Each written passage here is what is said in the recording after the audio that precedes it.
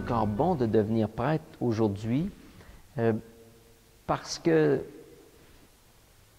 Dieu est encore à connaître. Et bien souvent, on l'oublie dans notre quotidien. On est tellement préoccupé par plein d'activités, par notre travail, nos occupations sociales aussi. Et je pense que le prêtre peut apporter un arrêt dans la vie des gens. Donc, le prêtre, c'est celui qui est capable de se mettre en présence de Dieu, puis après ça, de le faire expérimenter à d'autres. De faire en sorte que pour les gens qui vont être autour de lui, qui vont le fréquenter, il soit un témoin. Un témoin de quelque chose qu'on ne voit pas. Témoin de l'invisible. Témoin de valeurs spirituelles, de valeurs plus intérieures. Qu'il y ait des jeunes encore aujourd'hui qui veuillent devenir prêtres, moi je trouve que c'est une bonne idée. Ça permettra à d'autres générations de connaître pas simplement des valeurs matérielles, mais des valeurs intérieures, à développer ce que c'est que l'amour profond et à le faire expérimenter aux autres. Moi, je dirais, pourquoi devenir prêtre aujourd'hui? Par désir de servir le Christ, puis de servir son Église, son assemblée, sa communauté. L'Évangile, je pense que personne ne peut être insensible au message de l'Évangile. C'est un message tellement percutant, puis dans le contexte d'aujourd'hui, peut-être encore plus, parce que on est dans un monde instable, sur tous les plans, au plan économique, financier, au plan, je dirais, humain, au plan aussi des nations. Il y a des migrations impressionnantes actuellement dans le monde. On n'a jamais vu ça, des migrations aussi imposantes de millions de gens qui sont déplacés. Tout ce contexte-là fait en sorte qu'on est tous et toutes interpellés à faire quelque chose. Le défi climatique. On est tous interpellés à faire quelque chose. Et comme prêtre, on est appelé à être des leaders, à être des gens qui vont accompagner les communautés dans le discernement, dans la réflexion, dans la prise de décision face aux grands enjeux de la vie humaine. La vie humaine, c'est large aujourd'hui, c'est à la largeur de la planète, c'est la mondialisation. Et donc, ce n'est pas juste des questions techniques, c'est des questions humaines d'abord. Alors, c'est des êtres humains qui sont concernés. C'est des communautés humaines qui sont concernées. Donc, le prêtre ou les prêtres, l'Église elle-même est au premier plan et aux premières lignes de ces défis-là. Au fond, simplement pour, je dirais, faire connaître le message que Jésus nous a laissé. Jésus nous a laissé l'Évangile et quand on décide de devenir prêtre, d'une certaine manière, on consacre notre vie à ça. Ça devient le centre de notre vie. C'est la responsabilité qu'on accepte dans l'Église, d'être à plein temps pour faire connaître la bonne nouvelle de Jésus. Alors, je pense qu'il n'y a pas d'autre raison que ça pour devenir prêtre, finalement. C'est pas pour maintenir une institution, c'est pas pour essayer de sauver quelque chose qui a de l'air en perdition. C'est parce qu'il y a un message à transmettre, puis un message qui est un message de vie. Et ultimement, quand on le comprend bien, je pense un message de bonheur.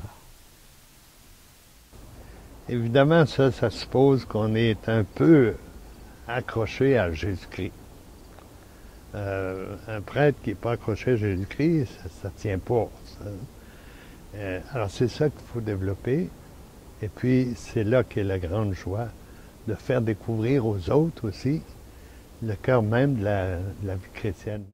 S'il y en a qui veulent devenir prêtre, évidemment, c'est pas l'évangéliser, c'est pour faire connaître Jésus-Christ, faire connaître l'enseignement de Jésus-Christ, l'Évangile, vivre l'Évangile. Et puis, on a besoin. Les apôtres, Jésus a dit à ses apôtres, allez, baptisez-les, en d'autres mots, les évangéliser, les inviter le peuple à vivre les valeurs d'Évangile.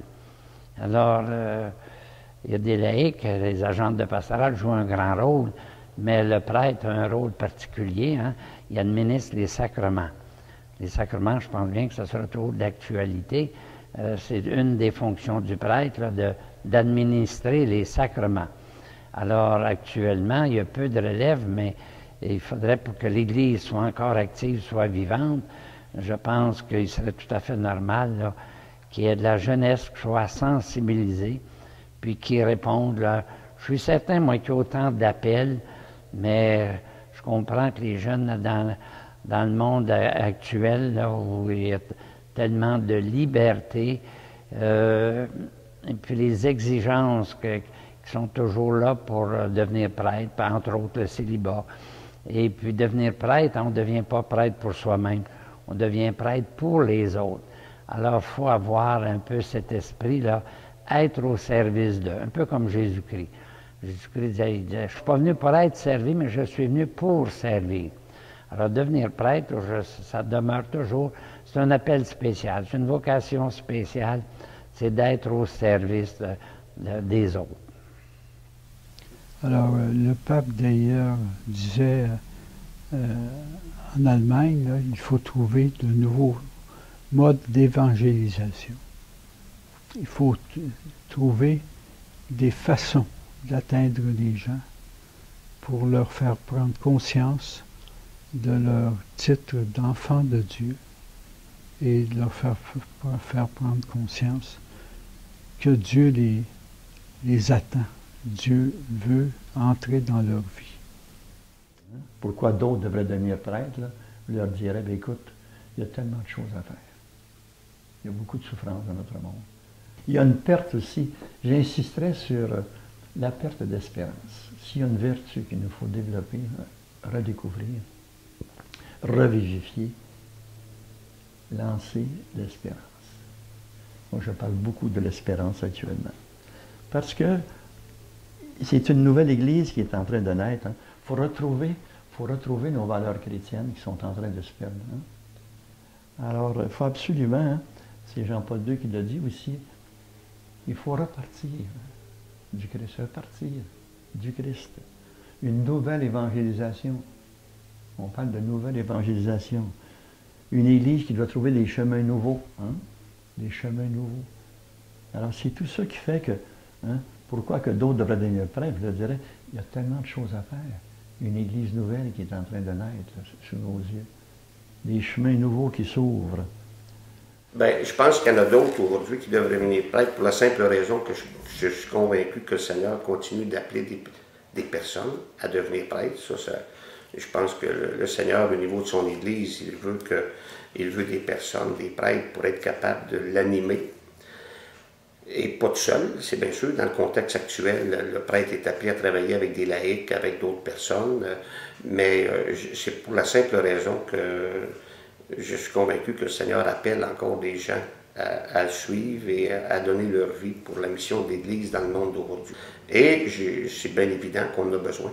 Aussi, je pense, dans le contexte actuel, on a besoin de prêtres, comme on a besoin aussi de laïcs profondément engagés dans leur foi, qui comme baptisés, travaillent à la mission de l'Église dans le monde aujourd'hui. Parce que le Christ a besoin de toi. C'est ce que le dominicain m'a dit. Alors, ça brasse un peu. Dans le fond, pourquoi devenir prêtre? Pour ne pas passer à côté d'un grand bonheur si tu es appelé à être prêtre. C'est-à-dire, supposons que tu es appelé à être prêtre, tu passes à côté. Je suis à peu près sûr que quelqu'un qui est appelé à être prêtre, qui passe à côté, ça va toujours le relancer. C'est un attrait qui ne vient pas de soi. Moi, je me suis battu longtemps contre ça. Moi, je ne voulais pas être prêtre, moi. Et finalement, j'ai comme acquiescé à cet appel qui n'était pas du tout dans mon plan de carrière, mais qui m'a amené à un nouveau bonheur que je n'intuitionnais pas tant que ça, vraiment pas. Alors, pourquoi être prêtre? Bien, parce que la vie d'un prêtre est la vie de quelqu'un qui est au front, à un poste où il peut être vraiment à la croisée des chemins entre Dieu et les humains. Et c'est captivant, parce que c'est plein d'aventures qu'on n'avait pas prévues. On est un peu comme dans le film La Matrice Néo, parce que là, il faut en quelque sorte choisir son chemin, faire des choix, et la route n'est pas toute tracée d'avance. Et je pourrais dire qu'on est un peu aussi comme Maximus dans le film Gladiateur, parce que ça va sequer. Lorsque tu deviens prêtre, tu es au cœur de toutes sortes de situations compliquées. Des fois, il y a des gens autour de toi qui peuvent te livrer au découragement, des gens qui vont te critiquer. L'Église va te faire souffrir, puis c'est normal. Parce que dans toute famille, il y a des membres de la famille qui peuvent nous faire souffrir. C'est parce qu'on l'aime que l'Église peut nous faire souffrir. C'est comme normal. Mais devenir prêtre, c'est au service de l'Église, au service du Christ. Et c'est quelque chose je dirais qui ne vient pas de nous comme appel, ça c'est clair. Mais lorsque on se donne au Christ, le Christ va aller chercher le meilleur de ce qu'il y a en nous et même plus. C'est formidable. Bienvenue à bord. Il nous prend toujours avec notre personnalité. Je ne peux pas parler pour mes confrères. Moi, Dieu savait que j'étais quelqu'un qui aime ça argumenter. Puis j'aime ça avoir raison. Alors, je me suis levé un matin avec le mot prêtre dans la tête. Bon, parti à rire. Ben, tu penses que je me suis devenu prêtre, moi? Et au bout de quelques jours, toujours me lever le matin avec ce mot-là dans la tête, j'ai dit, écoute, je vais faire un deal avec toi, donne-moi une bonne raison pour laquelle je deviendrai prêtre, puis je vais te suivre. Ça a duré facilement 2 mois, à tous les matins. Je me levais avec ça, puis je négociais. Si tu veux que je devienne prêtre, donne-moi une bonne raison. Et un matin, je me suis levé avec une réponse. Une réponse niaiseuse. Une réponse que j'oserais même dire bête. Mais, pour une fois, c'en était une que je n'avais pas prévue. C'en était une avec laquelle je ne pouvais pas argumenter. Dieu est venu me chercher dans ma faiblesse. Il m'a tout simplement donné comme réponse, pourquoi pas? Bon, pas fort, là. Mais ça a été le point de départ d'une aventure. Ça s'est confirmé autrement après. Mais pourquoi pas?